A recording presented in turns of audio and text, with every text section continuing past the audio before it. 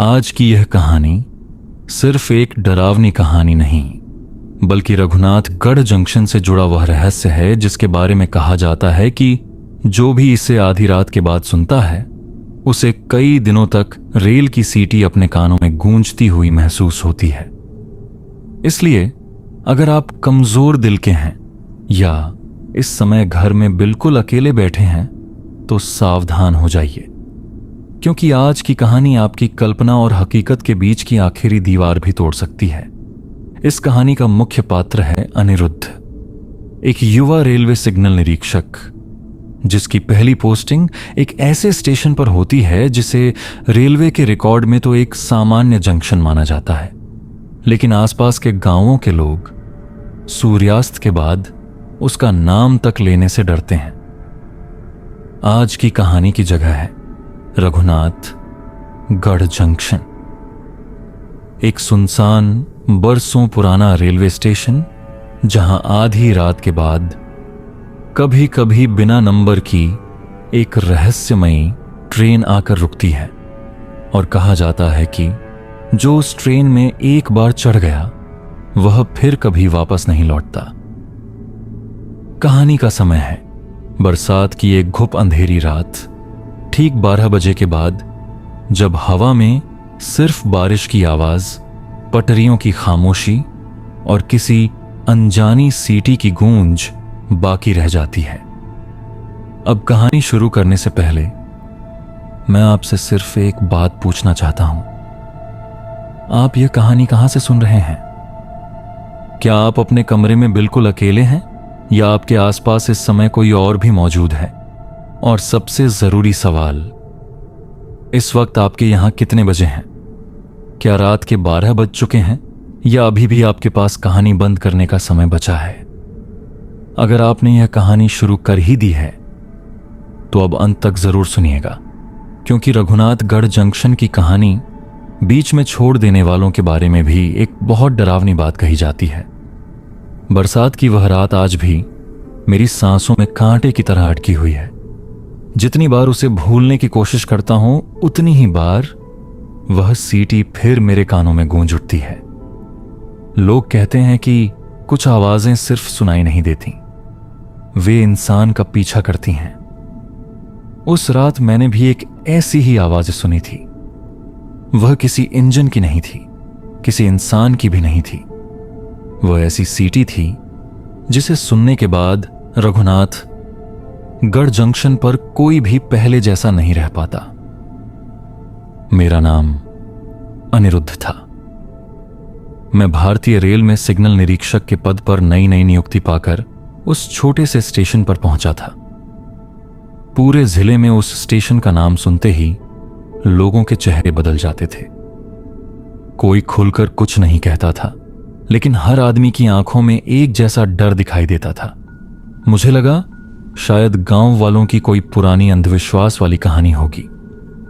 नौकरी नई थी, इसलिए मैंने इन बातों पर ध्यान देना ठीक नहीं समझा। शाम ढलते ढलते मेरी जीप रघुनाथगढ़ जंक्शन के सामने आकर रुकी। स्टेशन बहुत पुराना था। पीले रंग की उखड़ी हुई दीवारें, जंग लगे लोहे के खंभे, टूटी हुई बेंचें और बरसों से धूल खा रहा टिकट घर। ऊपर लगा स्टेशन का बोर्ड आधा झुक चुका था। उस पर बड़े अक्षरों में लिखा था रघुनाथगढ़ जंक्शन। बारिश लगातार हो रही थी। पानी की बूंदें प्लेटफॉर्म की छत से टपक कर नीचे छोटे छोटे गड्ढों में गिर रही थीं। स्टेशन लगभग सुनसान था। दूर एक बूढ़ा चौकीदार लालटेन लेकर खड़ा था। सफेद दाढ़ी बारिश से भीग चुकी थी। उसने मुझे ऊपर से नीचे तक देखा। नई पोस्टिंग है? मैंने सिर हिला दिया। वह कुछ पल तक मुझे देखता रहा, फिर बोला, आज की रात अगर निकल गई तो समझ लेना किस्मत अच्छी है। मैं मुस्कुरा दिया। क्यों बाबा, यहां भूत रहते हैं क्या? उसने मेरी आंखों में देखते हुए कहा, यहां भूत नहीं रहते। यहां जो रहता है उसे भूत भी देखकर रास्ता बदल लेते हैं। मैं हंस पड़ा। वह नहीं हंसा। उसकी आंखें बिल्कुल स्थिर थीं। मैंने अपना सामान उठाया और स्टेशन मास्टर के कमरे की ओर चल पड़ा। स्टेशन मास्टर विजय तिवारी लगभग 60 वर्ष के थे। चेहरे पर थकान, आंखों के नीचे काले घेरे और हाथ हमेशा कांपते रहते थे। उन्होंने मेरा स्वागत तो किया, लेकिन उनके चेहरे पर खुशी नहीं थी। उन्होंने रजिस्टर में मेरी ज्वाइनिंग दर्ज करवाई और धीमे स्वर में बोले, यहां एक नियम है। मैंने पूछा, क्या? रात 12 बजे के बाद अगर ट्रेन बिना नंबर, बिना घोषणा और बिना समय सारणी के आए तो उसकी तरफ मत देखना। मैंने सोचा वह मजाक कर रहे हैं। अगर कोई आवाज दे, उन्होंने सिर हिलाया, जवाब मत देना। अगर कोई मदद मांगे, मत जाना। अगर कोई बच्चा रो रहा हो, फिर भी नहीं। मैंने हंसते हुए कहा, सर, आप भी गांव वालों जैसी बातें कर रहे हैं। उन्होंने धीरे से दराज खोली। उसमें दर्जनों पुराने अखबार रखे थे। एक अखबार मेरे सामने रखा। शीर्षक पढ़ते ही मेरे चेहरे की मुस्कान गायब हो गई। रघुनाथगढ़ जंक्शन पर 5 रेल कर्मी रहस्यमय ढंग से लापता। दूसरा अखबार, रात में दिखाई देने वाली अज्ञात ट्रेन का रहस्य अब तक अनसुलझा। तीसरा, रेलवे ने स्टेशन बंद करने पर किया विचार। मैंने पूछा, यह सब क्या है? विजय तिवारी कुछ देर चुप रहे। जो लोग उस ट्रेन को देखने गए, वे कभी वापस नहीं आए। लाश कभी नहीं मिली। कैसे गायब हो सकते हैं? उन्होंने कोई उत्तर नहीं दिया। रात के लगभग 9:30 बजे तक बारिश और तेज हो गई। स्टेशन पर आखिरी यात्री ट्रेन भी निकल गई। उसके बाद पूरा स्टेशन खाली हो गया। अब सिर्फ मैं, विजय तिवारी, बूढ़ा चौकीदार और एक लाइनमैन शंभू वहां मौजूद थे। शंभू मेरी उम्र का ही था। वह मेरे पास आया और बोला, सर, अगर आज रात कोई आपका नाम लेकर बुलाए तो पीछे मत मुड़ना।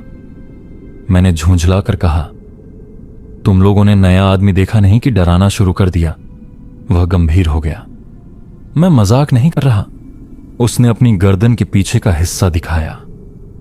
वहां गहरे नाखूनों जैसे 4 निशान थे। ये उसी रात के हैं। मैं कुछ कह पाता उससे पहले बिजली चली गई। पूरा स्टेशन अंधेरे में डूब गया। सिर्फ लालटेन की पीली रोशनी बची थी। बरसात की आवाज और तेज हो गई। हवा इतनी ठंडी थी कि हाथ सुन्न होने लगे। दूर कहीं से किसी महिला के गाने जैसी धीमी आवाज आने लगी। मैंने पूछा, यह कौन गा रहा है? शंभू का चेहरा पीला पड़ गया। फिर शुरू हो गया, क्या? मत सुनिए। लेकिन अब वह आवाज साफ होने लगी थी। वह कोई पुराना लोकगीत गा रही थी। उसकी आवाज में इतना दर्द था कि शरीर में झुरझुरी दौड़ गई। मैंने प्लेटफॉर्म की ओर देखा।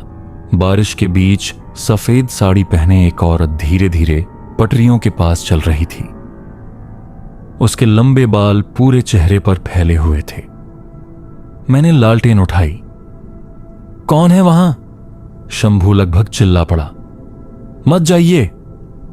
मैंने उसकी बात नहीं सुनी। मैं कुछ कदम आगे बढ़ा। जैसे जैसे मैं पास पहुंचा, वह औरत पीछे हटती गई। वह हमेशा उतनी ही दूरी पर रहती, न ज्यादा पास न ज्यादा दूर। अचानक उसने अपना सिर मेरी ओर घुमा दिया। उसके बालों के बीच से सिर्फ एक आंख दिखाई दी। वह पूरी तरह सफेद थी, पुतली तक नहीं थी। मेरे पैर वहीं जम गए। उसी क्षण स्टेशन मास्टर की तेज आवाज आई, अनिरुद्ध, वापस आओ। मैंने पलटकर देखा। जब दोबारा सामने देखा, वहां कोई नहीं था, सिर्फ खाली पटरी, बारिश और कीचड़। मैं तेजी से वापस लौट आया। कमरे में आते ही विजय तिवारी ने दरवाजा भीतर से बंद कर दिया। तुम बच गए? मैंने कांपते हुए पूछा। वह थी कौन? उन्होंने जवाब नहीं दिया। दीवार पर लगी घड़ी की ओर देखने लगे। घड़ी में 11:55 हो रहे थे। कमरे में ऐसा सन्नाटा था कि सबकी सांसें सुनाई दे रही थीं। 12 बजने में 5 मिनट बाकी थे। शंभू ने भगवान की छोटी सी तस्वीर निकालकर जेब में रख ली। चौकीदार लगातार कोई मंत्र बुदबुदा रहा था। मैं अभी भी समझ नहीं पा रहा था कि आखिर ये सब लोग इतने डरे हुए क्यों हैं। घड़ी ने 12 बजाए। पहली घंटी, दूसरी, तीसरी, और फिर अचानक पूरा स्टेशन हिल उठा, जैसे बहुत भारी इंजन तेज गति से आ रहा हो। लेकिन पटरियां बिल्कुल खाली थीं। कांच की खिड़कियां कांपने लगीं, दीवारों से धूल गिरने लगी। हवा में लोहे के जलने जैसी तीखी गंध फैल गई। फिर दूर अंधेरे में एक पीली रोशनी दिखाई दी। धीरे धीरे वह रोशनी बड़ी होने लगी।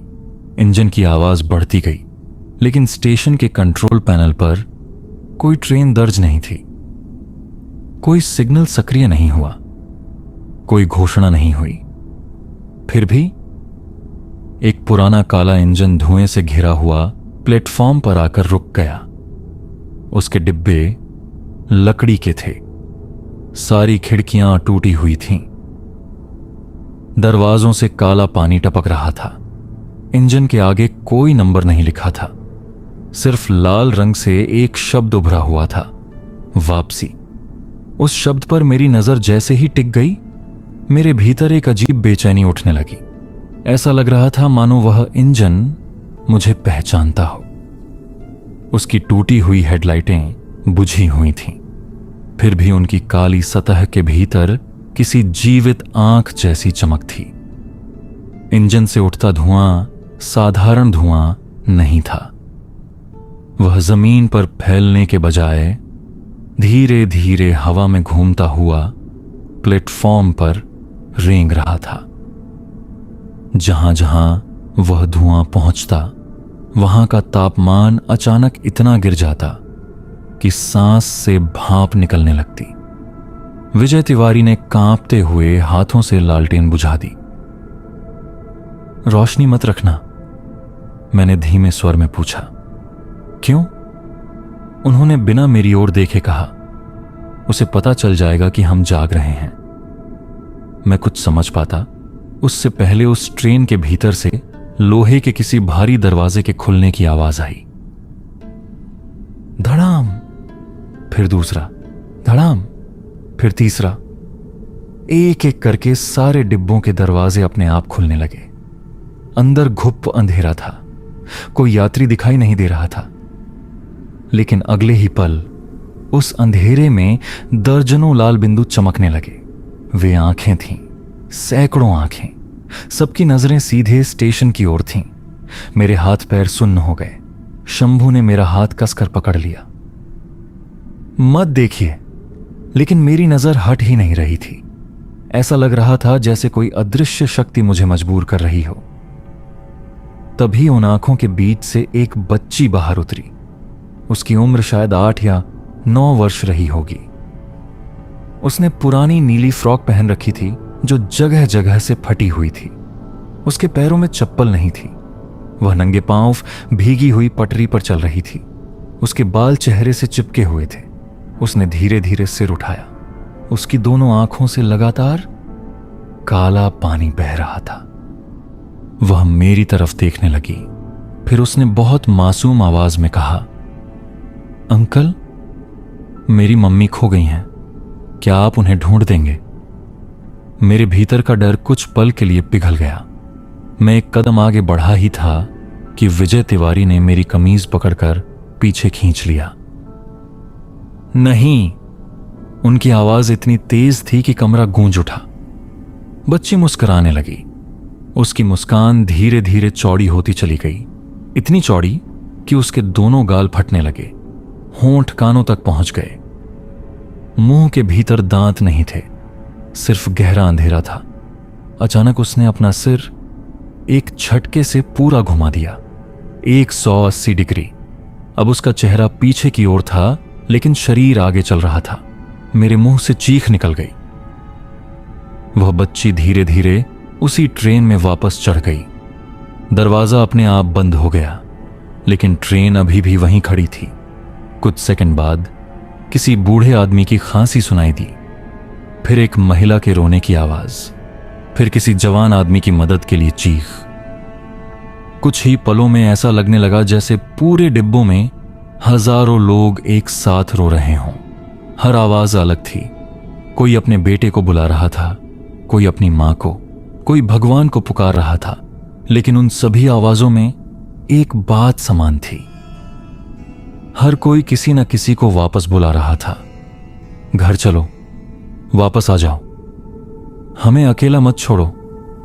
मेरे कानों में वे आवाजें हथौड़े की तरह पड़ रही थीं। मैंने दोनों हाथों से अपने कान बंद कर लिए, लेकिन आवाजें और साफ सुनाई देने लगीं। तभी मेरे पीछे से किसी ने बिल्कुल मेरी मां की आवाज में पुकारा। अनिरुद्ध! मेरे पूरे शरीर में बिजली दौड़ गई। वह मेरी मां की आवाज थी, बिल्कुल वैसी ही। मैं पलटने ही वाला था कि शंभू ने मेरे कंधे पर जोर से मुक्का मारा। पीछे मत देखिए, मैंने खुद को रोक लिया, लेकिन आवाज फिर आई। बेटा, मैं यहां हूं। मेरी आंखों से आंसू निकल आए। मेरी मां की मृत्यु 5 साल पहले हो चुकी थी। फिर भी वह आवाज इतनी सच्ची थी कि एक पल के लिए लगा जैसे वह सचमुच मेरे पीछे खड़ी हों। विजय तिवारी ने अपनी आंखें बंद कर लीं। याद रखो, यह तुम्हारे सबसे प्रिय इंसान की आवाज बन जाता है। कमरे के बाहर अचानक किसी के तेज कदमों की आवाज आई। टप टप टप। ऐसा लग रहा था जैसे कोई गीले पैरों से प्लेटफॉर्म पर चल रहा हो। वे कदम धीरे धीरे कमरे के दरवाजे तक आकर रुक गए। फिर थक थक थक दरवाजे पर दस्तक हुई। किसी महिला की आवाज आई, दरवाजा खोलिए। कोई जवाब नहीं दिया। फिर वही आवाज, मेरे पति ट्रेन में छूट गए हैं, कृपया दरवाजा खोलिए। चौकीदार ने आंखें बंद कर लीं। विजय तिवारी बिल्कुल स्थिर बैठे रहे। दस्तक तेज होती गई, धड़ धड़। अब ऐसा लग रहा था जैसे कोई पूरी ताकत से दरवाजा तोड़ने की कोशिश कर रहा हो। लकड़ी चरमराने लगी।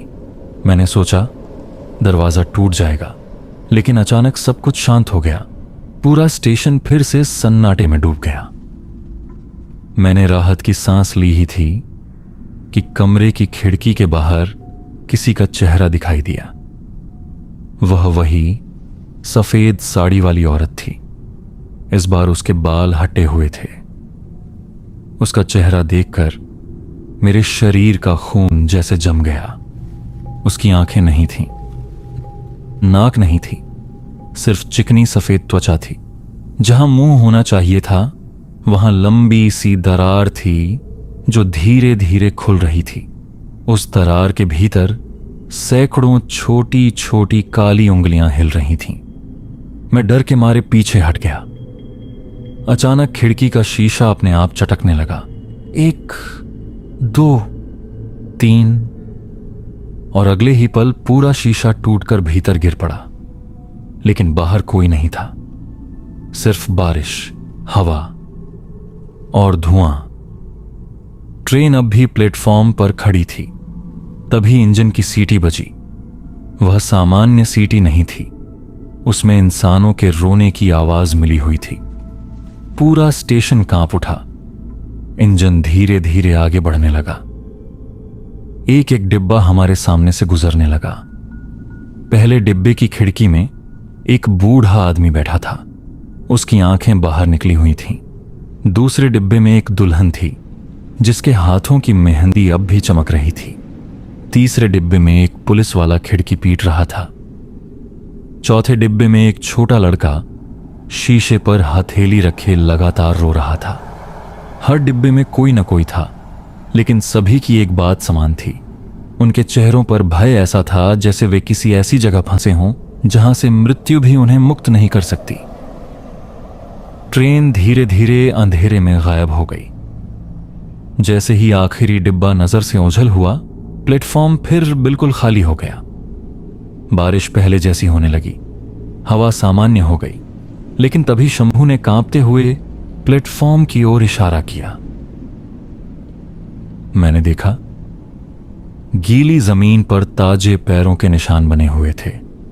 वे निशान ट्रेन से उतरकर सीधे स्टेशन मास्टर के कमरे तक आए थे और वहीं पर खत्म नहीं हुए थे। वे निशान कमरे के भीतर भी बने हुए थे। हम चारों के बीच से गुजरते हुए धीरे धीरे कमरे के सबसे अंधेरे कोने तक गए थे, लेकिन वहां कोई दिखाई नहीं दे रहा था। कमरे के उस अंधेरे कोने में हमारी नजरें टिक गईं। वहां कोई आकृति दिखाई नहीं दे रही थी, लेकिन ऐसा लग रहा था जैसे कोई हमारे बीच खड़ा होकर हमें ही देख रहा हो। हवा बिल्कुल स्थिर थी, फिर भी कमरे के उसी हिस्से में दीवार पर टंगी पुरानी रेलवे की समय सारणी अपने आप हिल रही थी।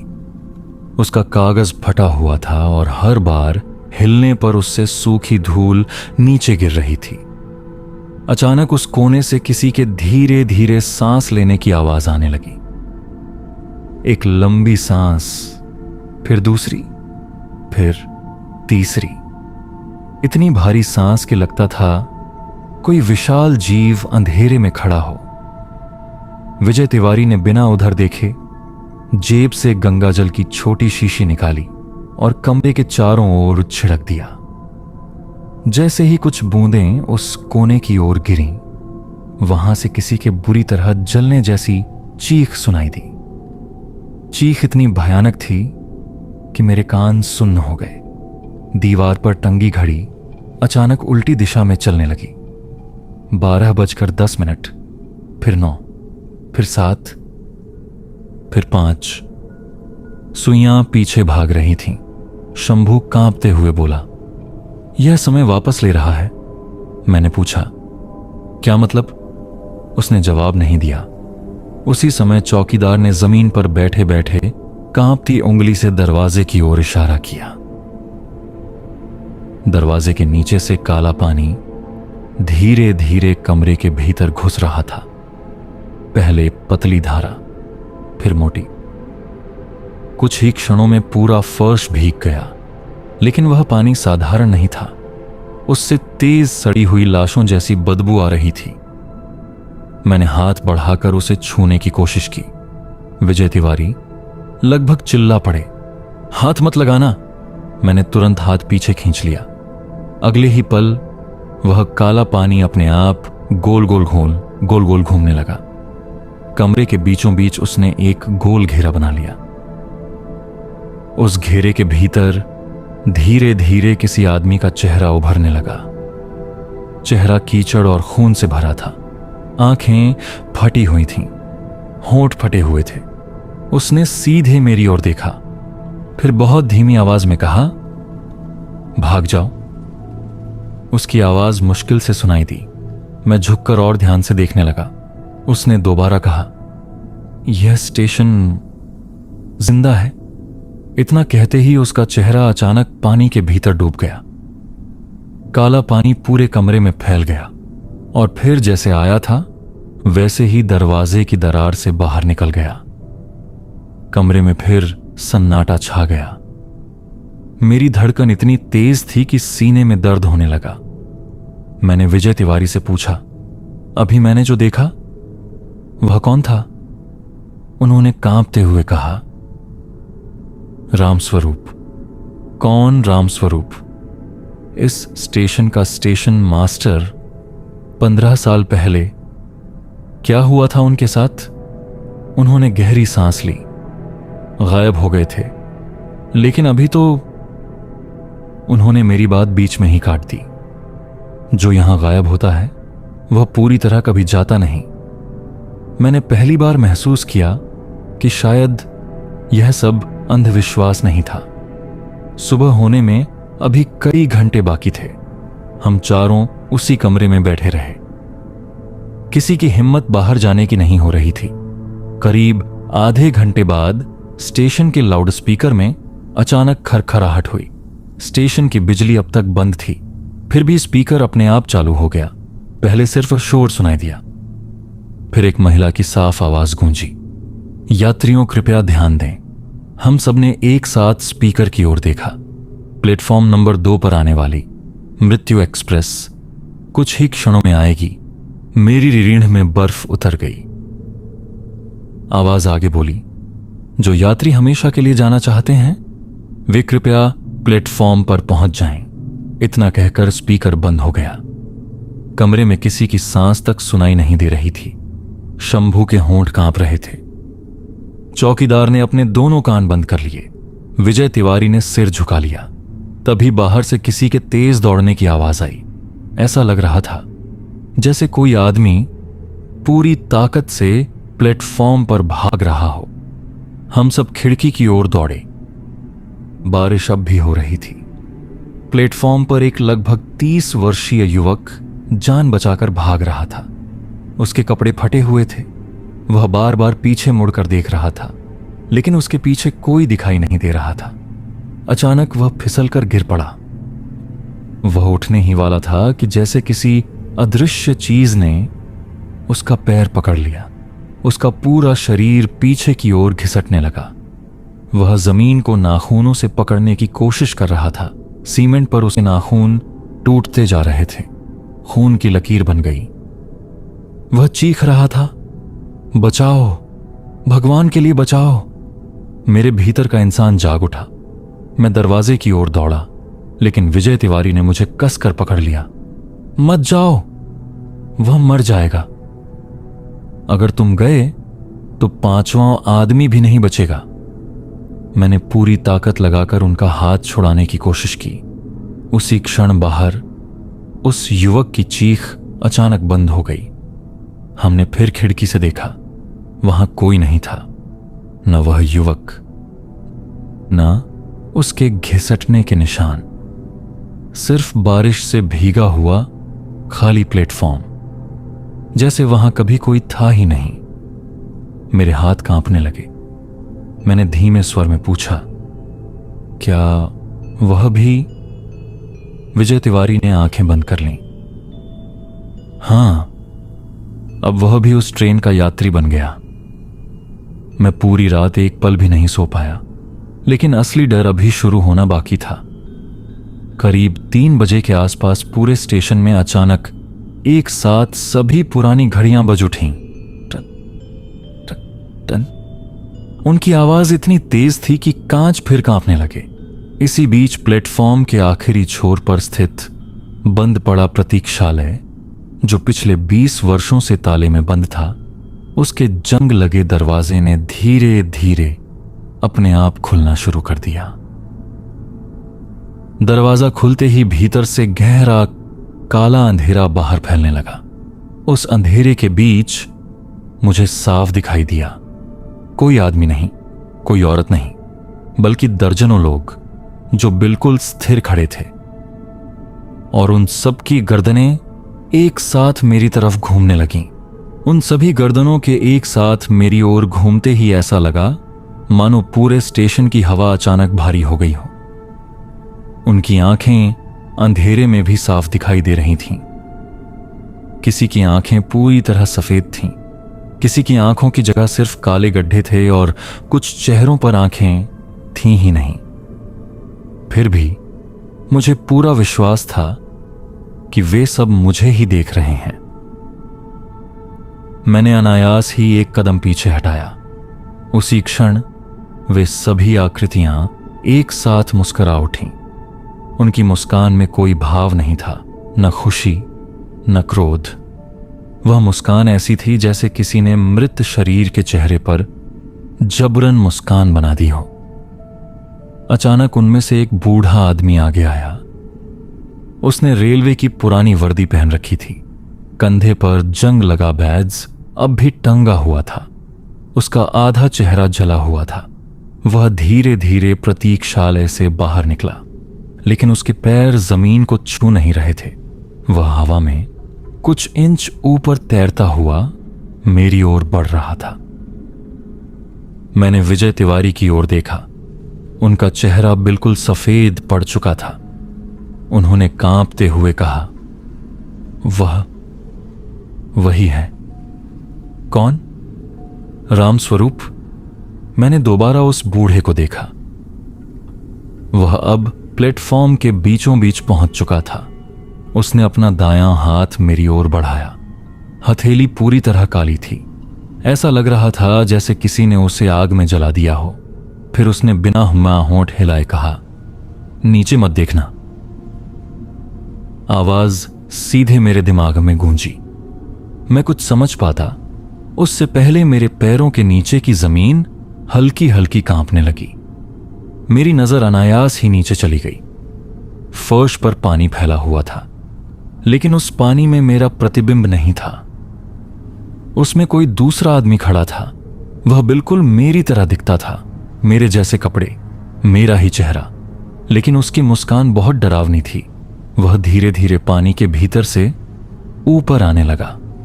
पहले उसका हाथ बाहर निकला, फिर कंधा, फिर पूरा शरीर। मैं घबराकर पीछे हट गया, लेकिन वह भी उतनी ही तेजी से पानी से बाहर निकल आया। अब वह मेरे सामने खड़ा था।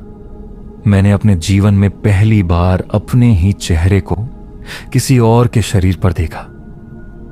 उसने मेरी तरह ही सिर टेढ़ा किया, फिर मुस्कुराकर बोला, अब मेरी बारी है। मेरे मुंह से आवाज तक नहीं निकली। अचानक उसने अपनी जेब से रेलवे का पहचान पत्र निकाला। उस पर मेरी ही तस्वीर लगी थी। नाम भी मेरा था, लेकिन नीचे नियुक्ति की तारीख आज की नहीं थी। उस पर लिखा था 18 अगस्त 1989 में स्तब्ध रह गया। मैं तो उस समय पैदा भी नहीं हुआ था। वह मेरी आंखों में देखते हुए हंसा। उसकी हंसी में किसी बूढ़े आदमी की खरखराहट थी। यह स्टेशन जिसे चुन लेता है उसका समय छीन लेता है। इतना कहकर उसने पहचान पत्र फाड़ दिया। हवा में उड़ते हुए उसके टुकड़े राख बन गए। अचानक पूरे स्टेशन की बत्तियां एक साथ जल उठीं, लेकिन रोशनी पीली नहीं थी, गहरे लाल रंग की थी। पूरा प्लेटफॉर्म खून जैसा लाल दिखाई देने लगा। रेल की पटरियां चमक रही थीं। मैंने देखा पटरियों पर बारिश का पानी नहीं बह रहा था। लाल रंग का गाढ़ा तरल बह रहा था। उससे लोहे और खून की मिलीजुली गंध उठ रही थी। मेरे पेट में मरोड़ उठी। उसी समय स्टेशन के दूर वाले छोर से घंटी बजने लगी। Ton ton ton. हर घंटी के साथ प्रतीक्षालय से एक एक आकृति बाहर निकलने लगी। पहले 5, फिर 10, फिर 20, फिर गिनती से बाहर। वे सभी अलग अलग समय के लोग थे। किसी ने अंग्रेजों के जमाने की वर्दी पहन रखी थी, कोई पुरानी साड़ी में था, कोई सैनिक था, कोई कुली, कोई बच्चा, कोई गर्भवती स्त्री। लेकिन सबके चेहरों पर एक जैसा भय जमा हुआ था। वे किसी सैनिक की तरह कतार बनाकर प्लेटफॉर्म पर खड़े हो गए। फिर सबने एक साथ स्टेशन की ओर नहीं, आसमान की ओर देखना शुरू कर दिया। अचानक बादलों के बीच बिजली चमकी। उस एक पल की रोशनी में मैंने कुछ ऐसा देखा कि मेरी सांस रुक गई। स्टेशन की छत पर सैकड़ों लोग उल्टे लटके हुए थे। उनके हाथ पैर मकड़ियों की तरह मुड़े हुए थे। उनके बाल नीचे लटक रहे थे और वे सभी बिल्कुल स्थिर थे। बिजली जाते ही अंधेरा हो गया। मैंने सोचा शायद भ्रम होगा, लेकिन दूसरी बिजली चमकी। वे अब भी वहीं थे। इस बार उनमें से एक ने अपनी गर्दन पूरी तरह घुमाकर मेरी ओर देख लिया। तीसरी बिजली चमकने तक वे सभी गायब हो चुके थे। मैंने आंखें मल लीं। मेरी धड़कन इतनी तेज थी कि सांस लेना कठिन हो गया। उसी समय बाहर से इंजन की बहुत धीमी आवाज आने लगी, लेकिन यह पिछली ट्रेन जैसी नहीं थी। यह आवाज जमीन के नीचे से आ रही थी। पूरा प्लेटफॉर्म धीरे धीरे कांपने लगा। पटरियों के बीच की मिट्टी फटने लगी। लोहे के स्लीपर एक एक करके ऊपर उठने लगे। ऐसा लगा जैसे धरती के नीचे कोई विशाल चीज सांस ले रही हो। अचानक जमीन फट गई। उस दरार के भीतर से काला धुआं निकला। फिर एक पुरानी रेल की पटरी दिखाई दी, लेकिन यह पटरी धरती के नीचे जा रही थी, बहुत गहराई तक। उस गहराई में अंधेरा नहीं था। वहां दूर दूर तक लाल लाल रोशनियां जल रही थीं, मानो धरती के नीचे भी कोई स्टेशन हो। तभी उस गहराई से सीटी की आवाज आई, पहले धीमी, फिर तेज, फिर इतनी तेज कि मेरे कानों से खून की गर्म बूंदें बहने लगीं। मैंने दर्द से कान पकड़ लिए। शंभू जमीन पर गिर पड़ा। चौकीदार बेहोश हो गया। विजय तिवारी कांपते हुए केवल एक ही बात दोहरा रहे थे, आज वह ऊपर आएगा। मैंने घबराकर पूछा, कौन? उन्होंने कांपती उंगली उस फटी हुई धरती की ओर उठाई। उसी क्षण नीचे से एक विशाल काला इंजन धीरे धीरे ऊपर आने लगा। यह पहले वाली ट्रेन से भी कई गुना बड़ा था। उसके अगले हिस्से पर लोहे से बना एक विकृत चेहरा उभरा हुआ था। उस चेहरे की आंखों की जगह दो जलती हुई भट्टियां थीं। मुंह खुला हुआ था। उसके भीतर से धुएं के साथ सैकड़ों इंसानी हाथ बाहर निकल रहे थे। हर हाथ किसी को पकड़ने के लिए छटपटा रहा था। इंजन के ऊपर जंग लगे अक्षरों में सिर्फ एक शब्द लिखा था, अंतिम यात्रा। उस इंजन के पूरी तरह ऊपर आते ही ऐसा लगा मानो धरती ने सांस लेना बंद कर दिया हो। बारिश अचानक थम गई। हवा रुक गई। पेड़ों की शाखाएं जो कुछ क्षण पहले आंधी में झूम रही थीं, अब बिल्कुल स्थिर थीं। पूरे रघुनाथगढ़ जंक्शन पर ऐसा सन्नाटा छा गया कि मेरे दिल की धड़कन भी असहनीय शोर जैसी लगने लगी। इंजन की भट्टियों जैसी आंखें धीरे धीरे चमकीं। उनके भीतर आग नहीं थी, उनमें हजारों चेहरे जल रहे थे। हर चेहरा चीख रहा था, हर चेहरा बाहर निकलने की कोशिश कर रहा था। मुझे उनमें एक चेहरा पहचान में आया। वह वही युवक था जिसे कुछ देर पहले किसी अदृश्य शक्ति ने प्लेटफॉर्म से घसीट लिया था। उसकी आंखें मेरी ओर थीं, उसके होंठ हिल रहे थे। वह बार बार एक ही शब्द कह रहा था, भागो, लेकिन उसकी आवाज इंजन के भीतर ही दबकर रह जा रही थी। इंजन के रुकते ही उसके पीछे लगे डिब्बों के दरवाजे एक साथ खुल गए। इस बार उनमें बैठे लोग मृत नहीं लग रहे थे। वे बिल्कुल सामान्य दिखाई दे रहे थे। कोई अखबार पढ़ रहा था, कोई बच्चे को गोद में लेकर थपकियां दे रहा था, कोई खिड़की से बाहर बारिश देख रहा था। लेकिन अगले ही क्षण सभी ने एक साथ अपना सिर मेरी ओर घुमा दिया। सैकड़ों गर्दनें एक साथ, एक ही गति से। उन सबकी आंखों में सिर्फ एक ही विनती थी, हमें याद रखो। इतना कहते ही उनकी त्वचा गलने लगी, चेहरे पिघलने लगे, आंखें बहकर नीचे गिरने लगीं। कुछ ही सेकंड में पूरा डिब्बा फिर उन्हीं भयावह आकृतियों से भर गया जिन्हें देखकर इंसान का होश खो जाए। अचानक इंजन के भीतर से एक बहुत भारी आवाज गूंजी। वह किसी इंसान की नहीं थी। ऐसा लगता था जैसे कई 100 लोग एक साथ बोल रहे हों। रघुनाथगढ़ किसी नक्शे पर बना स्टेशन नहीं है। पूरा प्लेटफॉर्म कांप उठा। आवाज फिर गूंजी, यह उन लोगों का द्वार है जिन्हें मृत्यु ने स्वीकार नहीं किया। मेरे पैरों के नीचे की जमीन धीरे धीरे पारदर्शी होने लगी। मैंने नीचे झांका। धरती के भीतर अनगिनत रेल पटरियां थीं। हर पटरी पर एक ट्रेन दौड़ रही थी। हर ट्रेन में चीखें थीं। हर डिब्बे में बंद लोग बाहर निकलने के लिए खिड़कियां पीट रहे थे। मुझे समझ में आने लगा कि यह कोई साधारण श्राप नहीं था। यह एक ऐसा चक्र था जो वर्षों से चलता आ रहा था। विजय तिवारी अचानक मेरे सामने आकर खड़े हो गए। उनकी आंखों से आंसू बह रहे थे। उन्होंने धीमे स्वर में कहा, आज सच जानने का समय आ गया है। उन्होंने कांपते हाथों से अपनी जेब से एक पुरानी काली सफेद तस्वीर निकाली। उस तस्वीर में यही स्टेशन था, लेकिन स्टेशन बिल्कुल नया दिखाई दे रहा था। उसके सामने सैकड़ों लोग खड़े थे। रेलवे के अधिकारी, मजदूर, गांव वाले, और बीच में एक विशाल भाप का इंजन। तस्वीर के नीचे धुंधले अक्षरों में लिखा था, रघुनाथगढ़ जंक्शन उद्घाटन समारोह, वर्ष 1897। विजय तिवारी ने भारी सांस लेते हुए कहा, यह स्टेशन कभी बनना ही नहीं चाहिए था। मैंने उनकी ओर देखा। वे बोले, जब इसकी नींव खोदी जा रही थी तब मजदूरों को जमीन के नीचे एक बहुत पुराना मंदिर मिला। फिर अधिकारियों ने उसे हटाने का आदेश दिया। क्या हुआ? मंदिर तोड़ दिया गया।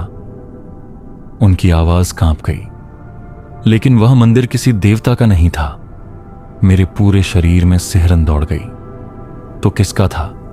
उन्होंने उत्तर दिया, वह उन आत्माओं का कारागार था जिन्हें कभी इस दुनिया में वापस नहीं आना चाहिए था। बिजली इतनी जोर से कड़की कि पूरा आसमान सफेद हो गया। इंजन ने लंबी सीटी मारी। उस सीटी के साथ ही प्लेटफॉर्म पर खड़ी सभी भूतिया आकृतियां घुटनों के बल बैठ गईं। उन्होंने अपने सिर झुका लिए, मानो उनका स्वामी आ चुका हो।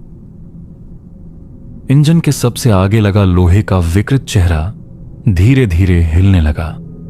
उसकी धातु फटने लगी। उसके भीतर से कोई बाहर निकल रहा था। पहले एक काला हाथ दिखाई दिया, फिर दूसरा, फिर एक बहुत लंबा शरीर। वह आदमी नहीं था। उसकी लंबाई लगभग 12 फीट रही होगी। उसके पूरे शरीर पर जले हुए रेलवे टिकट चिपके हुए थे। हर टिकट पर किसी न किसी इंसान का नाम लिखा था। उसका चेहरा दिखाई नहीं दे रहा था।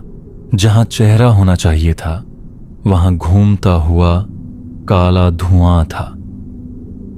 उसने धीरे धीरे मेरी ओर देखा, या शायद मुझे ऐसा लगा। फिर उसने अपना हाथ मेरी ओर बढ़ाया। उसकी हथेली पर ताजा लिखा हुआ एक नाम चमक रहा था, अनिरुद्ध। मैं पीछे हट गया। विजय तिवारी अचानक उसके सामने आ गए। उन्होंने पूरी ताकत से चिल्लाकर कहा, आज नहीं। अगले ही पल उस काले प्राणी ने उन्हें केवल एक उंगली से छुआ, बस एक उंगली, और विजय तिवारी का पूरा शरीर राख बनकर हवा में बिखर गया। मैं स्तब्ध रह गया। कुछ पल पहले जो इंसान मेरे सामने खड़ा था, अब वहां सिर्फ उनकी टोपी पड़ी थी। शंभू दर्द से चीख उठा। चौकीदार घिसटते हुए स्टेशन के मंदिर की ओर भागा, लेकिन वह 2 कदम भी नहीं जा पाया। अचानक जमीन से निकले काले हाथों ने उसके दोनों पैर पकड़ लिए। वह पूरी ताकत से छूटने की कोशिश करता रहा। उसकी उंगलियां फर्श पर निशान बनाती रहीं। फिर वह धीरे धीरे धरती के भीतर समा गया। कुछ ही क्षणों में वहां फिर समतल जमीन थी, मानो कुछ हुआ ही ना हो। अब पूरे स्टेशन पर केवल वह मैं और शंभू बचे थे। शंभू मेरी ओर देखकर बोला, अगर यह तुम्हारा नाम पड़ चुका है तो यह तुम्हें कभी नहीं छोड़ेगा। इतना कहकर उसने अपनी जेब से मिट्टी की एक छोटी डिबिया निकाली। उसने पूरी मिट्टी इंजन की ओर फेंक दी। मिट्टी हवा में चमकी। कुछ क्षणों के लिए पूरा इंजन चीख उठा। धरती हिलने लगी। काला प्राणी पीछे हट गया। शंभू चिल्लाया, भागिए! मैं पूरी ताकत से स्टेशन के बाहर की ओर दौड़ा। बारिश फिर शुरू हो चुकी थी। मैं प्लेटफॉर्म पार कर रहा था। टिकट घर पार किया। मुख्य द्वार दिखाई देने लगा। बस कुछ कदम और। लेकिन जैसे ही मैंने स्टेशन का फाटक पार किया, मैं रुक गया। मेरे सामने फिर वही प्लेटफॉर्म था। मैंने पीछे देखा, फिर वही इंजन, फिर वही स्टेशन। मैं दूसरी दिशा में भागा। कुछ सेकंड बाद फिर उसी जगह पहुंच गया। रघुनाथगढ़ जंक्शन अब एक गोल भूल भुलैया बन चुका था। जितना भागता उतना उसी जगह लौट आता। इंजन की सीटी फिर गूंजी। उस काले प्राणी की हथेली पर चमकता मेरा नाम और अधिक स्पष्ट हो गया। उसने धीरे धीरे हाथ उठाया। मुझे लगा अब सब समाप्त हो जाएगा, लेकिन उसी क्षण दूर पूर्व दिशा में पहली सुबह की हल्की किरण आसमान पर उभरी। जैसे ही सूरज की पहली रोशनी स्टेशन की पटरी पर पड़ी, पूरा इंजन भयानक चीख के साथ कांप उठा। सभी भूतियां, आकृतियां धुएं में बदलने लगीं। काला प्राणी पीछे हट गया। उसकी हथेली पर लिखा मेरा नाम धीरे धीरे मिटने लगा। इंजन पीछे सरकने लगा। धरती फिर खुल गई। एक एक करके सारे डिब्बे उसी गहरी दरार में उतरने लगे। अंत में केवल इंजन दिखाई दे रहा था। उसकी जलती आंखें आखिरी बार मेरी ओर उठीं। फिर वह भी अंधेरे में समा गया। धरती बंद हो गई। बारिश रुक गई। सूरज निकल आया। स्टेशन फिर वैसा ही शांत दिखाई देने लगा जैसे रात में कुछ हुआ ही ना हो। लेकिन प्लेटफॉर्म के बीचों बीच जहां विजय तिवारी खड़े थे, वहां उनकी टोपी अब भी पड़ी थी और उसके ठीक बगल में एक नया रेलवे टिकट हवा में उलट पुलट रहा था। मैंने कांपते हाथों से उसे उठाया। उस पर सिर्फ 2 शब्द लिखे थे, अगली यात्रा। मैं धीरे धीरे उस टिकट को मुट्ठी में दबाकर स्टेशन से बाहर निकल आया। सूरज पूरी तरह निकल चुका था। सुबह की रोशनी में सब कुछ बिल्कुल सामान्य दिखाई दे रहा था। कुछ ही देर में पहली यात्री ट्रेन आई। लोग हंसते हुए उतरे, कुल्ली सामान उठाने लगे, चाय वाले की आवाज गूंजने लगी और ऐसा लगने लगा जैसे पिछली रात कभी हुई ही नहीं। मैंने कांपते हुए अधिकारियों को पूरी घटना बताई। उन्होंने मेरी बात ध्यान से सुनी, फिर मुस्कुराकर कहा, रघुनाथगढ़ जंक्शन पर ऐसी अफवाहें वर्षों से चलती आ रही हैं। मैंने विजय तिवारी की टोपी दिखाई। उन्होंने कहा, विजय तिवारी तो 6 महीने पहले ही स्थानांतरण लेकर जा चुके हैं। मेरे पैरों तले जमीन खिसक गई। क्या? उन्होंने रजिस्टर मेरे सामने रख दिया। उसमें साफ लिखा था कि इस स्टेशन पर पिछले 6 महीनों से कोई स्थायी स्टेशन मास्टर नियुक्त ही नहीं था। मैंने घबराकर पूछा, शंभू? अधिकारी ने कहा, उस नाम का कोई कर्मचारी यहां कभी नियुक्त नहीं हुआ। वह बूढ़ा चौकीदार? उन्होंने सिर हिलाया। यहां पिछले 2 साल से कोई चौकीदार नहीं है। मेरी सांसें रुकने लगीं। मैं दौड़कर उस कमरे में पहुंचा जहां हम पूरी रात बैठे थे। कमरा खाली था। न टूटा हुआ शीशा, न गंगा जल की शीशी, न लालटेन, बस मोटी धूल जमी हुई थी, जैसे वर्षों से किसी ने दरवाजा ही न खोला हो। मैंने कांपते हाथों से वह टिकट निकाला जो मेरे पास था, लेकिन अब उस पर अगली यात्रा नहीं लिखा था। अब उस पर सिर्फ एक नाम था, अनिरुद्ध, और नीचे लिखा था, यात्री क्रमांक 786। मैंने डर कर टिकट फाड़ दिया, लेकिन उसके दोनों टुकड़े अपने आप जुड़ गए। मैंने उसे आग लगा दी। वह नहीं जला। मैंने उसे पटरी पर फेंक दिया। अगली ट्रेन उसके ऊपर से गुजर गई। ट्रेन निकलने के बाद टिकट फिर वहीं पड़ा था। एक खरोंच तक नहीं आई थी। उस दिन मैंने उसी समय इस्तीफा दे दिया। मैंने कभी पीछे मुड़कर नहीं देखा। मैं दूसरे शहर चला गया। वर्ष बीतते गए। मैंने शादी कर ली, बच्चे हुए। धीरे धीरे मुझे लगा कि शायद वह सब किसी दुस्वप्न जैसा था। फिर एक दिन बरसात की रात थी। मैं अपने घर में अकेला बैठा था। अचानक मोबाइल पर एक अनजान नंबर से संदेश आया। उसमें सिर्फ एक तस्वीर थी, रघुनाथगढ़ जंक्शन, वही प्लेटफॉर्म, वही टूटी हुई बेंच, वही पुराना बोर्ड, और तस्वीर के बिल्कुल बीच में मैं खड़ा था। लेकिन वह मैं नहीं था।